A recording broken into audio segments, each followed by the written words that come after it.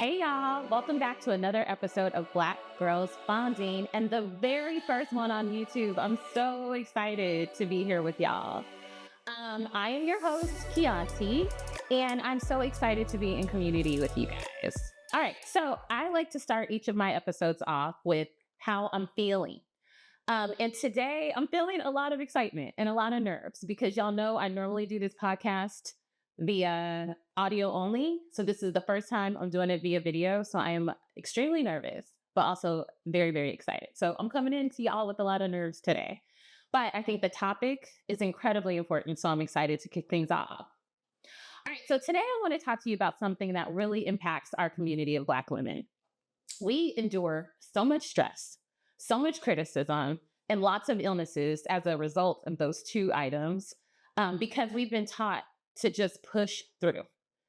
I know for myself, my barometer for, if I'm okay, if I'm feeling good enough to do something is if I felt sicker before, if I felt worse before, which if you think about it, it's a terrible, terrible barometer for anything, right? So I would wake up, feel like shit, and then do my comparison calculus. Many times I'd say, like, oh, I felt sicker before, and then I would take my ass right into work, sick as a dog, and immediately be sorry for going in. And there are so many more examples of this. I was just talking to a friend the other day who was suffering from a migraine for like an entire week straight, but still went on to host people at her home despite all that migraine. And we're not in the minority here, right? It's just something that we do. And so I just want to talk a little bit about that and figure out how we can work through that. So I know for me, as the eldest daughter in the family, and honestly, I think this is the case for, eldest daughters in all Black families, we're taught, and I believe to some degree it's subconscious, that our values come from serving, come from being productive, come from what we offer others. And I know for me, I was my younger sister's second mom, right? Like I remember my baby sister is 9 years younger than me. I would make sure she was fed. I would give her a bath. Like I was her mama when my mom wasn't around, right? So from a very young age, I was in this position of like authority almost, a position of power, something like people were constantly depending on me, even as a child, right? And so that carries on into adulthood. And especially being the eldest daughter, like how many times do we hear things like, be a good example to your siblings, right? And it seems innocuous enough, but basically what you're telling that child is put your own stuff aside, put your own, you're a kid, you're supposed to make mistakes. Put all that aside because somebody else is watching and you're being an example for somebody else, right? So I'm kind of over dramatizing that a little bit for effect, but it is true. And it's the aggregate of those experiences that taught me, and I would imagine others, that people that we love, people in our lives were more important than you. And so those examples are in the family structure, but let's take it to the medical community for a little bit, because I'm serious about this. I did my research, y'all. So according to the National Institute for Health, or the NIH, Black people are perceived to have a higher pain tolerance. So for example, when they go into the ER for a fracture, white people are offered pain meds at a rate of 74%, when Black people are offered it at a rate of 57%. That's a 17% difference.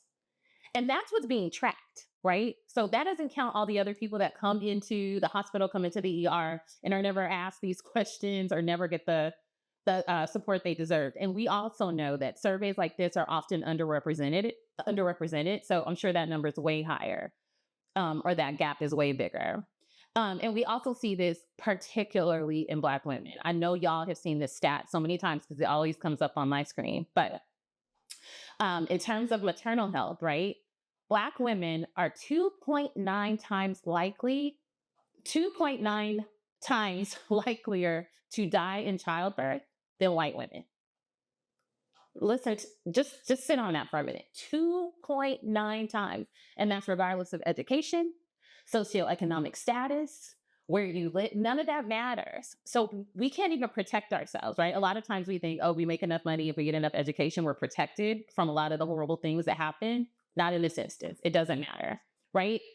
And I couldn't help when I saw that number to think back.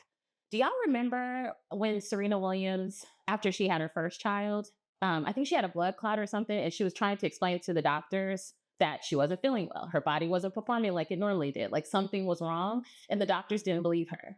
Now, Serena Williams is one of the greatest athletes of our time. Who is more in tune with their body than her? And her doctors wouldn't listen to her talking about her body. It's insane, right? So again, there's a reason that we push through the pain because we're often ignored, we're often dismissed, we're just simply not listened to. So of course, we internalize that. And as a result, we just deal with it because what else are we going to do, right? So at every turn, we're given reminders that our role is to put ourselves in the back burner, to ignore the pain in exchange of productivity. But I want us to challenge that. I really want us to start prioritizing ourselves for ourselves, not for anybody else, just because it's what we need. Everyone always talks about not being able to pour from an empty cup, right? But I don't even like that. Because again, that's putting other people at the forefront, right? It's like, oh, well, make sure your cup overflows so that you can give the overflow to other people. Yeah, but why can't my cup just be full because it needs to be full, right? Like I just like a full glass. Why does it have to be in service of somebody else? So I think, for us, especially for Black women, there's this like stigma around being perceived as selfish or self-centered. But again, let's like dissect that a little bit. Why is it bad to put yourself at the center? Why is that bad? Why is it bad to be the main character of our own lives? I don't think it does. So again, I want to challenge that. So here's my assignment for y'all. How can you be more selfish in your own life?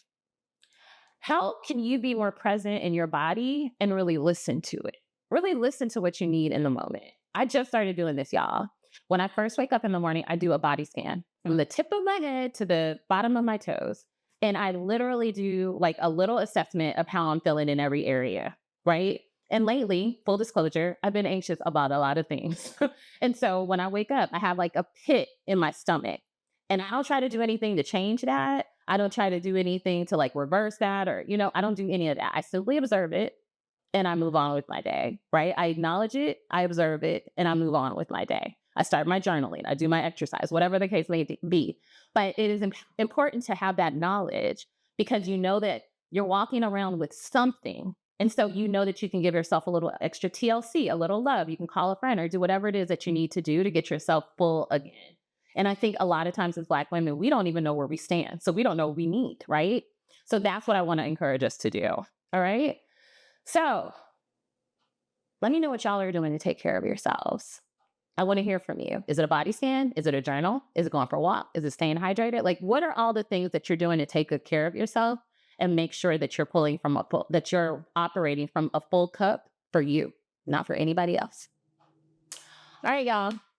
I always have a pop culture segment in my show, so I want to talk about it. And I'm not doing a deep dive on anything because I just don't have the energy right now, but I am obsessed right now with Love Island. Y'all know that. I talked about it on the last episode. I'm going to talk about it again. It is crazy this season. Y'all, what I have to say is this. Somebody wrote on Threads that these kids went to school during COVID and they did most of their learning on Zoom. And I cannot tell you how much it shows. Like the inability for these bombshells to come in and operate like bombshells, pull these men for chats, pull these women for chat, have the conversation, sit down with the other men on the show and let them know what you're looking for. No one is doing it. All I see is tears. All I see is temper tantrums. I'm tired.